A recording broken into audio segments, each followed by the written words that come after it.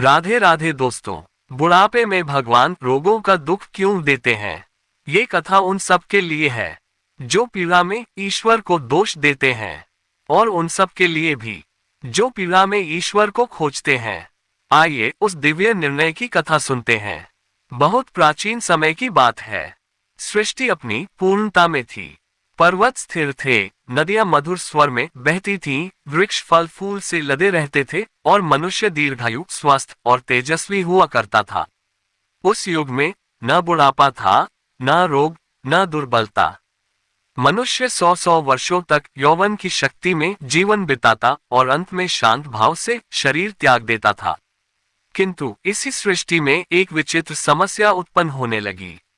एक दिन देवराज इंद्र, ब्रह्मा, विष्णु और महादेव के साथ वैकुंठ और कैलाश के मध्य स्थित दिव्य सभा में एकत्र हुए। सभी देवताओं के मुख पर चिंता की रेखाएं थीं। ब्रह्मा बोले, हे नारायण, सृष्टि तो चल रही है, पर मनुष्य में एक दोष उत्पन्न हो गया है। विष्णु ने शांत स्वर में पूछा, कैसा दोष पितामह? इंद्र ने कहा, मनुष्य अब अपने जीवन को ही अंतिम सत्य मानने लगा है। उसे मृत्यु का भय नहीं, क्योंकि वह सुख में डूबा हुआ है। वह कर्म तो करता है, पर उसके फल को नहीं समझता। अहंकार बढ़ रहा है। महादेव ने नेत्र खोले और गंभीर स्वर में कहा, जहां पीड़ा नहीं वहां वैराग्य नहीं, जहां वैराग्य नहीं वहां मोक्ष की चाह नहीं। सभा मौन हो गई। देवताओं ने पृथ्वी की ओर दृष्टि डाली। वहां मनुष्य शक्ति, धन और विद्या में उन्नत था। वह कहता, मैं ही सब कुछ हूँ। देवताओं की क्या आवश्यकता, हम स्वयं अपने भाग्य के निर्माता हैं।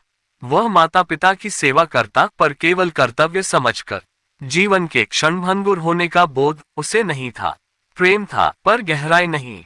करुणा थी, पर स्थायित्व नहीं। ब्रह्मा बोले, यदि यही चलता रहा तो आत्मा का उद्देश्य नष्ट हो जाएगा। तब विष्णु ने कहा, मनुष्य को जीवन का सत्य सिखाना होगा, पर दंड के रूप में नहीं, शिक्षा के रूप में। महादेव ने कहा, उसे शरीर की नश्वरता का अनुभव कराना होगा। इंद्र ने आश्चर्य से पूछा, पर कैसे महादेव? महादेव बोले, बुढ़ापा और रोग। सभा में हलचल मच गई। ब्रह्मा चिंतित होकर बोले, पर ये तो दुख होगा। विष्णु मुस्कुराए, हाँ, पर वही दुख उसे भीतर की यात्रा पर ले जाएगा। बुढ़ापे का वरदान। तभी देवी सरस्वती ने प्रश्न किया, हे प्रभु, यदि बुढ़ापा दुख है तो इसे वरदान कैसे कहा जा सकता है? विष्णु ने उत्तर दिया, बुढ़ापा वह समय होगा जब मनुष्य पहली बार अपने शरीर से नहीं, अपनी आत्मा से प्रश्न करेगा। जब आंखें धुंधली होंगी तब अंतर्दृष्टि प्रखर होगी। जब शरीर दुर्बल होगा तब अहंकार टूटेगा। रोग उसे यह सिखाएंगे कि वह अमर नहीं है। पीड़ा उसे करुणामय बनाएगी। तब धर्मदेव ने पूछा, क्या सभी को समान दुख मिलेगा? ब्रह्मा बोले, नहीं, प्रत्येक रोग कर्मों की भाषा बोलेगा। जो जीवन भर दूसरों को पीड़ा देगा, वो अपने शरीर में उसका प्रतिध्वनि पाएगा। जो सेवा करेगा वो पीड़ा में भी शांति पाएगा। यही कारण बना कि कुछ लोग रोग में भी मुस्कुराते हैं और कुछ सुख में भी दुखी रहते हैं। देवताओं के निर्णय के बाद पृथ्वी पर पहली बार एक वृद्ध प्रकट हुआ। उसका नाम था राजर्षि सत्यकेतु। वह महान दानी और न्यायप्रिय राजा था। जब उसके केश श्वेत हुए और शरीर कांपने लगा तो उसने ईश्वर से प्रश्न किया, हे नारायण, मैंने तो धर्म से जीवन जिया, फिर ये दुर्बलता क्यों? विष्णु प्रकट हुए और बोले, राजन, ये दुर्बलता नहीं, ये दीक्षा है। कैसी दीक्षा? राजा ने पूछा। अब तुम राज्य नहीं, आत्मा को जानोगे।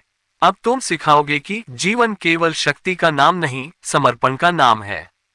राजा ने बुढ़ापे को स्वीकार किया और वन में जाकर साधना की। उसकी पीड़ा से अनेक लोगों को धैर्य और श्रद्धा मिली। धीरे धीरे रोग भी आए। कोई नेत्रहीन हुआ, कोई चलने में असमर्थ, कोई स्मृति खो बैठा। मनुष्य रोया और बोला, ईश्वर निर्दयी है। तब महादेव ने आकाश से कहा, यदि मैं निर्दयी होता तो तुम्हें सोचने का अवसर क्यों देता? रोग मनुष्य को रोकते हैं दौड़ से, अहंकार से, भोग से।